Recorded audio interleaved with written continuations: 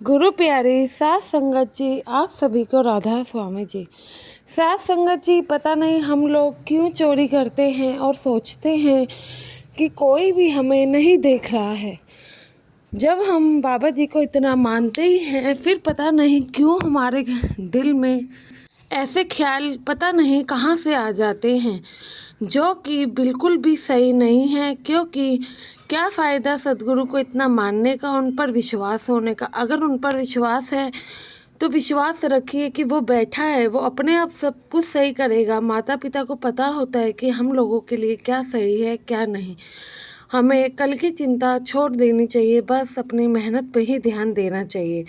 साथ संगत जी, आपसे विनती है कि संगत के अपने इस चैनल पर पहली बार आए हो तो सब्सक्राइब अवश्य करें और बेल आइकन ज़रूर प्रेस करें जी। साथ संगत जी, ऐसे ही एक सेवादार था जो कि आर्थिक स्थिति से गरीब था। मेहनत मजदूरी करके अपने घर का गुजारा किया करता था। वह भाई सत्संगी था और डेरे के पास वाले शहर में ही रहा करता था, जिसके कारण वह डेरे में रोज रात में सेवा करने भी जाया करता था। इस भाई की सत्संगत जी 4 बेटियां थी, जिसमें से 3 अब शादी के लायक हो चुकी थी।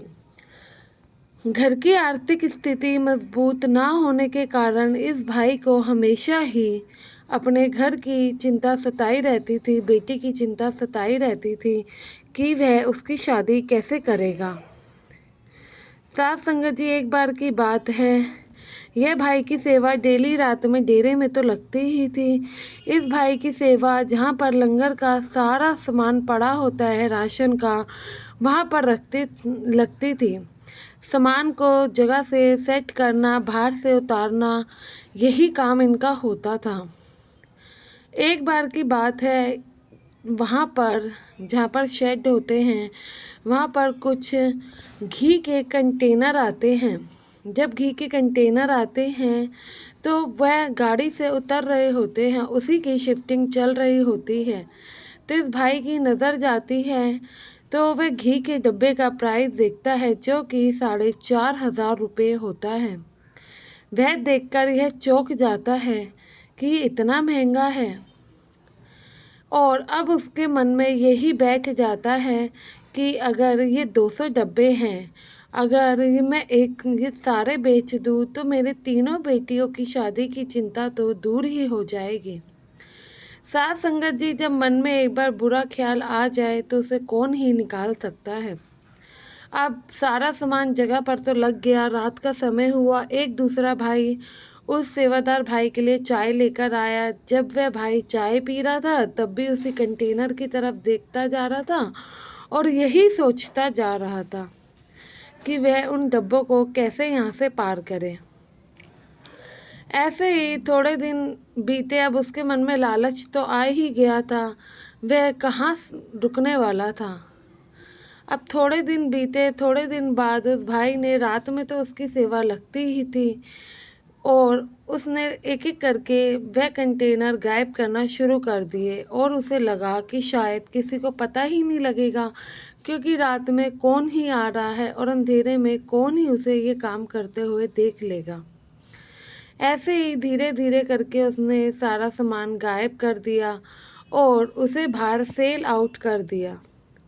अब बाहर सामान सेल आउट करने के बाद उसके पास इतने पैसे तो हो गए थे कि वह अपने तीनों बेटियों की शादी बढ़िया से कर सके। जब वह पैसे उन्होंने अपनी वाइफ को दिए तो वाइफ ने भी पूछा कि आपके पास ये पैसे कहाँ से आए हैं। तो वह वाइफ को बताता है कि ये पैसे तो मुझे बाबा जी ने दिए हैं। और वह मन में सोचता है कि अरे, मैं इसमें क्या ही झूठ बोल रहा हूँ, आखिर यह पैसे तो बाबा जी के घर के ही हैं। तो वह हमेशा यही बोल देता है और उसके मन में यही आता है कि क्या ही हो गया अगर मैंने अपने बाप के घर से थोड़ा सा सामान ले भी लिया तो। बच्चों का हक होता है माँ बाप के घर से कुछ भी वह ले सकते हैं। अब ऐसे ही उनके एक एक करके सारी बेटियों के रिश्ते पक्के हो गए और उनकी शादियां भी हो गई। अब उसकी टेंशन तो दूर हो चुकी थी। थोड़े दिन बाद वह फिर से अपनी ड्यूटी पर जाने लगा। साथ संगत जी, जब एक बार मन में बुरे ख्याल आ जाए, लालच आ जाए, तो वो इतनी जल्दी कहाँ निकलने वाली थी। अब वह दोबारा सेवा पर आने लगा, वह दोबारा से वही काम करने लगता है। लेकिन जब वह इस बार टीन के डब्बे को हाथ लगाता है, पीछे से सतगुरु जी आते हैं और उनके कंधे पे हाथ रख देते हैं और कहते हैं, बेटा, मेरी बेटियों की शादी तो ठीक ठाक हो चुकी है, तो फिर अब भला तुम्हें इन सब की क्या ज़रूरत है। पहले तो मैं मानता था कि चलो, बेटियों की शादी की चिंता हर किसी को होती है। पहले तो तुम्हें जब मालिक पे भरोसा रखना चाहिए था, उनके होते हुए किसी प्रकार का टेंशन लेना ही नहीं था। अब जब उनकी शादी हो गई, तो अब तुम ये काम किस लिए कर रहे हो। जैसे ही वह बाबा जी को देखता है, खूब रोने लगता है और शर्मिंदा हो जाता है। शर्मिंदगी में वह बाबा जी के पैरों में पड़ जाता है और उनसे माफ़ी मांगने लगता है। कहता है, मैं भटक गया था, मुझे माफ़ कर दो, मैं समझ ही नहीं पाया मैं कब इस राह पर निकल पड़ा और मुझे उनकी शादियों की चिंता थी, इसलिए मैं इस राह पर निकल गया।